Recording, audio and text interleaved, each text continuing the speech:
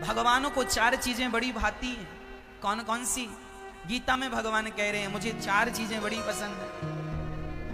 पत्रम पुष्पम फलम तोयम यो में भक्त्या प्रयच्छति। मुझे चार चीजें बड़ी पसंद है। कौन कौन सी? पत्रम, भगवान को पत्ता बड़ा पसंद है। कौन सा पत्ता मेरी माँ? कौन सा पत्ता बताइए? कौन सा पत्ता पसंद है भगवान को? आप कह रहे हैं तुलसी का। तुलसी का पत्ता भगवान को पसंद है। हम ये नहीं कहते कि पसंद नहीं है। ये रहा तुलसी का पत्ता। मेरी मां, भगवान ये कहना चाह रहे हैं कि आप अपने आप को तुलसी का पत्ता बनाकर, तुलसी का पत्ता बिल्कुल हल्का होता है, कोई वजन नहीं है तुलसी के पत्ते का। क्या वजन है? ना के बराबर। उसी प्रकार आप भी बिल्कुल हल्के होकर, अपना अहंकार मिटाकर, क्रोध मिटाकर, लोभ मिटाकर, बिल्कुल तुम्हारे अंदर जो बुराइयां हैं जब वो निकल जाएंगी ना तो अपने आप तुम्हारा वजन कम हो जाएगा। ईश्वर के लिए वजन कम हो जाएगा। और भगवान कहते हैं कि अभी तक तुमने हमें तुलसी चढ़ाई है, सोना चढ़ाया, हीरा चढ़ाए, मोती चढ़ाए। भगवान इंतजार कर रहे हैं। बिहारी जी का दर्शन करने लोग जाते हैं, पुष्पों की माला लेकर जाते हैं, फल लेकर जाते हैं, मिठाई लेकर जाते हैं। कभी तो बिहारी जी की आंखों में आंसू आ जाते हैं। किसी ने कहा बिहारी जी आज आपकी आंखों में आंसू क्यों हैं? भगवान ने कहा ये दुनिया वालों को कौन समझाए कि तुम जो चीजें हमें चढ़ाने ला रहे हो हमें उसकी चाहत नहीं है। हम तो बस उन भक्तों का इंतजार कर रहे हैं जो ये कहने चला जाए कि प्रभु आज मैं कुछ नहीं लाया चढ़ाने के लिए, आज मैं अपने आप को आया हूं आपके श्री चरणों में चढ़ाने के लिए। आज मैं अपने आप को चढ़ाता हूं। तुलसी का पत्ता मैं ही बन जाऊं और मैं ही तुलसी का पत्ता बन के ठाकुर जी के श्री चरणों में चढ़ जाऊं। यही है तुलसी का। तुलसी मतलब तिनका। तिनका हमारी हैसियत, हमारी औकात तिनके जैसी है। इस तिनके से ज्यादा क्या है? इसलिए अपने आप को पत्ता मानकर, तुलसी का तिनका मानकर और अपने आपको भगवान के श्री चरणों में चढ़ाओ। अभी तक आपने भगवान को पैसे चढ़ाए हैं, नारियल चढ़ाया है, मिठाइयां चढ़ाई हैं। ये बताओ क्या अपने आप को आज तक चढ़ाया है? मैया जी, ओ मेरी माँ, चढ़ाया है आपने? कब चढ़ाओगे? आज बिहारी जी के दर्शन करने जाना और कह देना कि है नाज, आज मैं आपके लिए हार लेकर नहीं आया, आज मैं पेड़े इत्यादि लेकर नहीं आई, आज तो मैं आपके लिए, मैं अपने आप को नाच आपके श्री चरणों में अपने आप को समर्पित करने आई हूं और आया हूं। तुम्हें सौंपता हूं अमानत तुम्हारी, ये तुम्हारी अमानत है, अब इसे संभालो। इसलिए भगवान को पत्रम, तुलसी का पत्ता तो चढ़ाया करो, पर तुलसी के हर पत्ते को चढ़ाते हुए यही भाव रखा करो कि मैं स्वयं तुलसी बन के भगवान के चरणों में चढ़ रही हूं, चढ़ रहा हूं। मैं खुद भगवान के श्री चरणों में समर्पित हो रहा हूं। यही है तुलसी अर्थात पत्रम। पुष्पम, भगवान को दूसरी चीज क्या पसंद है? पुष्प। कौन सा पुष्प?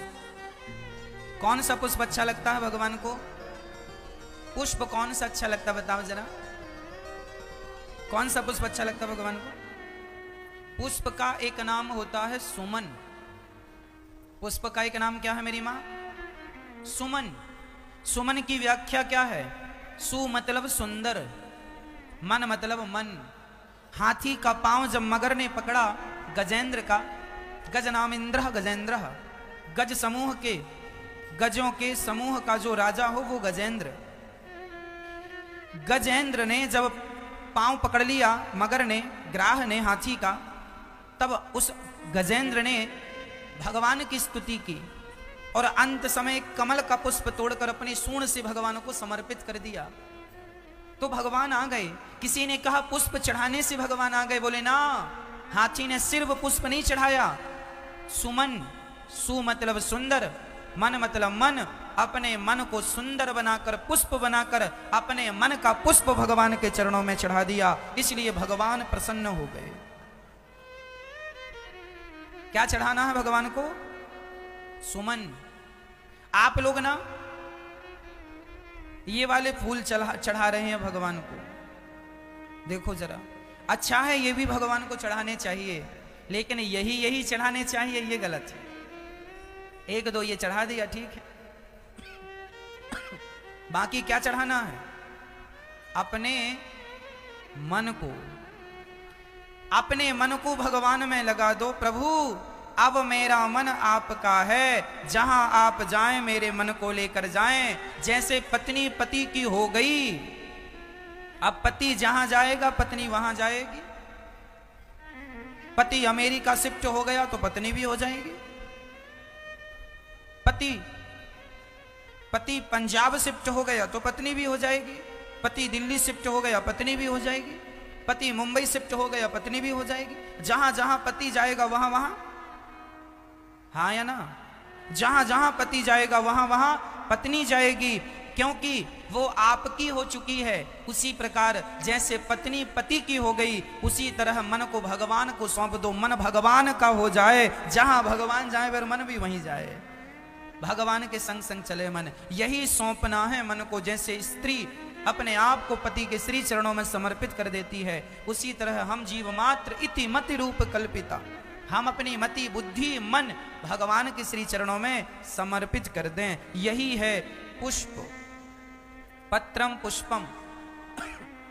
तीसरा फलम, भगवान को फल बहुत अच्छा लगता है। कौन सा फल? कौन सा फल अच्छा लगता है मैया? हाँ, आप बताओ कौन सा? मैया जी आप भी कुछ बोलो।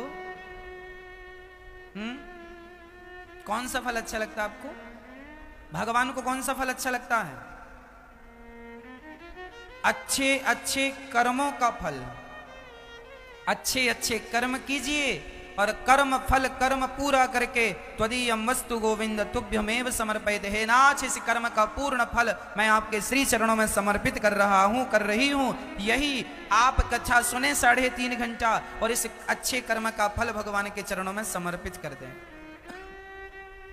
आप माला जपें भगवान के नाम की और माला जप के उसका पुण्य फल भगवान के श्री चरणों में समर्पित। अपने पास कुछ ना रखें, अपने पास रखने से नुकसान होता है। उदाहरण से समझिएगा, मेरा 1 लाख रुपए यदि मैं जेब में रख के चल रहा हूं तो खतरा ज्यादा है, और 1 लाख रुपए मैंने बैंक में जमा कर दिए तो कोई खतरा नहीं। हाँ जी, 1 लाख रुपए आ जाएं तो बैंक में जमा कर दो, जेब में रख के चलोगे और चोर ले गए तो रोना पड़ेगा। और 1 लाख बैंक में जमा कर दिया आपने और बैंक को चोरों ने लूट लिया, तो बैंक भले लूट जाए पर तुम्हारे पैसे कहीं नहीं गए। हाँ जी, हाँ या ना? तो अपने पास रखोगे ना तो नुकसान हो जाएगा। इसलिए पुण्य भी अपने पास ना रखा करो। जितना पुण्य करते चलो सब भगवान के चरणों में समर्पित करते चलो। हे नाथ, आपके श्री चरणों में कर्मों का फल हम समर्पित कर रहे हैं। इसलिए गुण दोष दृशिर दोषः, ना तो हमें गुण रखने हैं ना तो हमें दोष रखने हैं, ना हमें गुण देखने हैं ना दोष। हम दोनों को ही, अपने पुण्यों को पापों को सबको जो करें, हे नाथ पाप ना करें, कोशिश करें कि पाप आपसे ना हो। पर एक बात और है कि जब तक आप अपने आप को भगवान के चरणों में समर्पित नहीं कर देते तब तक आपकी मुक्ति मोक्ष नहीं हो सकता। यदि आपने पुण्य किया है तो पुण्य का फल भोगने आपको संसार में आना पड़ेगा।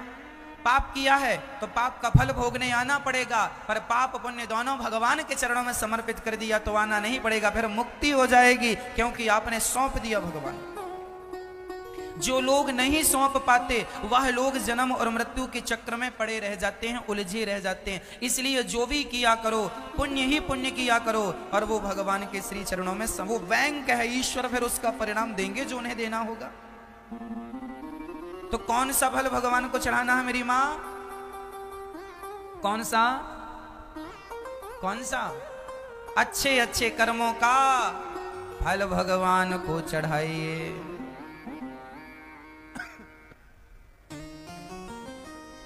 चौथी चीज, पत्रम पुष्पम फलम तोयम। तोयम मीन्स जल। भगवान को पानी बहुत पसंद है, जल। इसलिए देखो ना, अभी सावन का महीना चल रहा है। इस सावन के महीने में लोग शंकर जी के ऊपर जल का अभिषेक करते हैं। तो कुछ लोग भगवान शालिग्राम जी के ऊपर, लड्डू गोपाल जी के ऊपर भी अभिषेक करते हैं, है ना। कोई शंकर जी का अभिषेक करता है, कोई भगवान नारायण का अभिषेक करता है। भगवान को जल बड़ा पसंद है।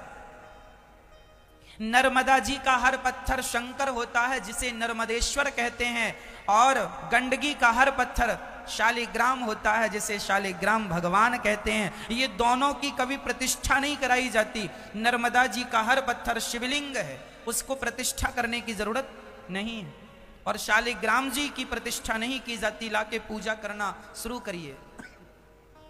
शालिग्राम जी को भी अभिषेक करना होता है, जल चढ़ाना होता है। अब ये कहो कि महाराज जी भगवान को जल बड़ा पसंद है, पर कौन सा जल? वो जल नहीं जो तुम डाल रहे हो। कौन सा जल महाराज? जब भगवान श्री कृष्ण के पास सुदामा जी आए, तो सुदामा के चरणों को भगवान ने किस जल से धोया, ये बताओ। किस जल से? देखे सुदामा की दीन दशा, करुणा करके करुणा निधि रोए। पानी पर देखो हाथ छुओ नहीं, नैनन के जल से पगे धोए। पानी पर देखो हाथ छुओ नहीं, नैनन के जल से पगे धोए। देखे सुदामा की दीन दशा, करुणा करके करुणा निधि रोए। पानी पराते को हाथ छुओ नहीं, नैनन के जल से पगे धोए। यदि भगवान अपने भक्त के चरणों को नेत्रों के जल से धुलते हैं, तो क्या हम जैसे भक्त भगवान को पानी से नहलाएं? अरे आपकी आंखें ही वो गंगा है, जिस गंगा से सदा जल बहता रहता है। भगवान का अभिषेक नेत्रों के जल से होना चाहिए। नेत्रों के जल से। आप भगवान को पानी से नहीं, मेरी मां, इतना प्रेम हो भगवान से, इतना प्रेम हो कि आपकी आंखों से गंगा यमुना बहती रहें और उसी से भगवान का अभिषेक होता रहे। भगवान के लिए रोया करो, रोया करो।